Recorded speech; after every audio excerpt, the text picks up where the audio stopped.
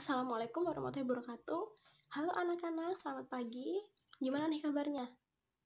Semoga dalam keadaan senantiasa sehat ya, walaupun kita masih belajar dari rumah. Oke, sebelumnya perkenalkan, nama Ibu Yanti Sulistiana, biasa dipanggil Ibu Yanti. Gimana nih, hari ini siap nggak mengikuti pelajaran? Pasti siap dong. Oke, sebelum kita mulai pembelajaran hari ini, bisa berdoa dengan keyakinan masing-masing dulu ya. Oke, berdoa dimulai. Berdoa selesai. Oke, sebelum kita mulai belajar hari ini, Ibu akan sedikit menyampaikan tujuan belajar hari ini. Tujuan belajar hari ini yaitu menanamkan rasa bersyukur dan cinta kepada Tuhan Yang Maha Esa atas berbagai makhluk ciptaannya. Yang kedua adalah memahami dan mengidentifikasi permasalahan pada berbagai objek biologi dan tingkat organisasi kehidupan. Oke, sebelum kita masuk belajar hari ini, untuk presensinya mungkin bisa diisi dulu. Sudah Ibu kirimkan lewat Gform di grup itu. Oke, langsung saja masuk ya. Oke, sebenarnya biologi itu apa sih? Tahu nggak? Ada yang tahu nggak? Nah, biologi itu berasal dari kata bios dan logos. Nah, bios itu akhirnya artinya hidup dan logos itu artinya ilmu. Jadi, gabungannya menjadi ilmu yang mempelajari tentang makhluk hidup. Nah, setiap mata pelajaran itu pasti memiliki batas atau ruang lingkup. Kenapa sih harus ada ruang lingkup itu? Iya, benar banget.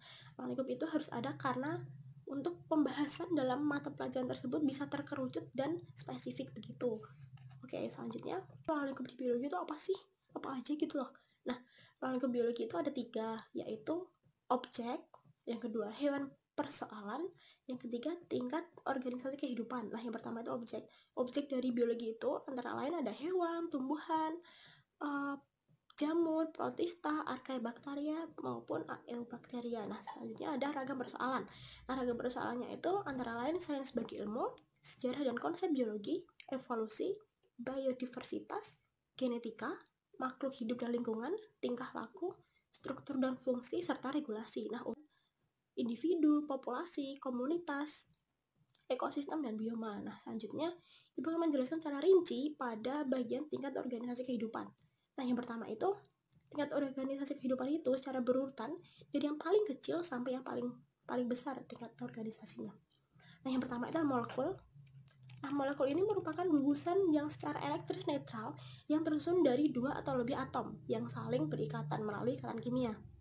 Nah, jadi ada 2 atau lebih atom yang diikat dengan ikatan kimia. Nah, itu disebut molekul.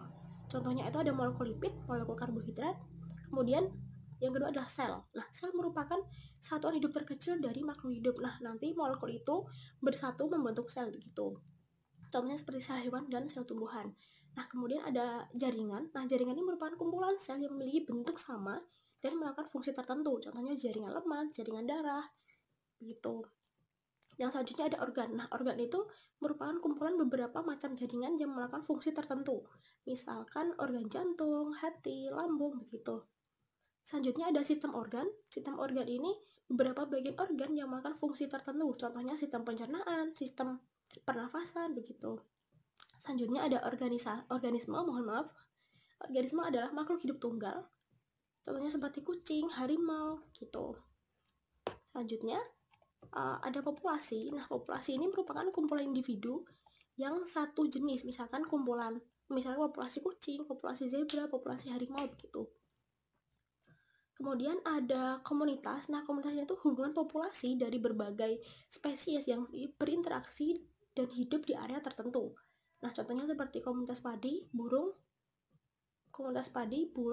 dan tikus di sawah. Nah, jadi dalam satu tempat itu ada beberapa populasi, misalkan populasi padi, tikus, terus tadi ada burung. Nah, itu disebut dalam satu komunitas, dalam satu lingkungan begitu. Tugas selanjutnya ada ekosistem. Nah, ekosistem itu tingkatan organisasi kehidupan yang mencakup organisme serta faktor biotik dan abiotiknya yang saling mempengaruhi. Nah, contohnya itu ada ekosistem mangrove, ekosistem terumbu karang. Nah, jadi di mangrove itu kan ada hewannya, ada abiotiknya dan biotiknya begitu. Selanjutnya adalah bioma. Nah, bioma itu adalah ekosistem terestrial yang umumnya dipengaruhi iklim regional dan diklasifikasikan berdasarkan vegetasi dominan yang dapat beradaptasi dengan lingkungan tersebut. Contohnya ada gurun, padang pasir, taiga, padang rumput, begitu. Selanjutnya yang terakhir adalah biosfer. Ini yang paling besar ya. Nah, itu adalah lapisan bumi yang di dalamnya terdapat kehidupan, begitu. Nah, secara keseluruhan, tingkat organisasi kehidupan itu dapat diringkas dari yang paling kecil sampai yang paling besar, yaitu menjadi atom seperti H2O dan O2 yang bersatu membentuk molekul, kemudian molekul membentuk jaringan, kemudian molekul membentuk sel, selanjutnya jaringan membentuk organ membentuk sistem organ membentuk organisme atau individu, selanjutnya kumpulan individu menjadi populasi, kumpulan populasi menjadi komunitas, kumpulan komunitas menjadi ekosistem, dan seluruh ekosistem disebut bioma, begitu. Nah, oke. Alhamdulillah pembelajaran hari ini udah selesai. Nah, anak-anak, kita udah belajar apa aja sih hari ini? Oh, kita udah belajar tentang ruang lingkup biologi, nah khususnya di tingkat organisasi kehidupan, begitu. Nah, pastinya kalian lebih merasa bersyukur kan atas segala ciptaan Tuhan Yang Maha Esa yang benar-benar dibuat untuk kita. Jadi kita lebih tahu cara mendetail apa aja sih begitu. Nah, dan pastinya udah memahami tentang tingkat organisasi kehidupan. Nah, selanjutnya Ibu akan memberikan file PPT materi hari ini dan soal post-test. Wah, post-test nih. Soal post-test untuk hari ini yang ada di link yang udah Ibu bagikan di WhatsApp group. Bisa dibuka ya, dan di grup itu ada link G-Drive untuk PPT-nya dan link post-test untuk post-test hari ini. Nah, untuk post-testnya hari ini dikerjakan sampai jam 12 malam. Jadi kalian masih ada waktu sekitar 12 jam. Ya.